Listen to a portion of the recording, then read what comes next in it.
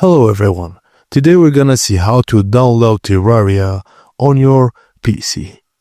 Firstly, Terraria, it's an official game, so I'm going to show you how to download it on your PC safely and legally. Firstly, open Steam on your computer, then go to the Steam store. Search for Terraria in the games store, then purchase the game if not already owned. If you own it, just skip this step and head to your game library. When you find it, just click Install to download and install it. Once installed, launch Terraria and enjoy it on your PC. You can also buy Terraria on GOG, Microsoft Store, or Humble Bundle.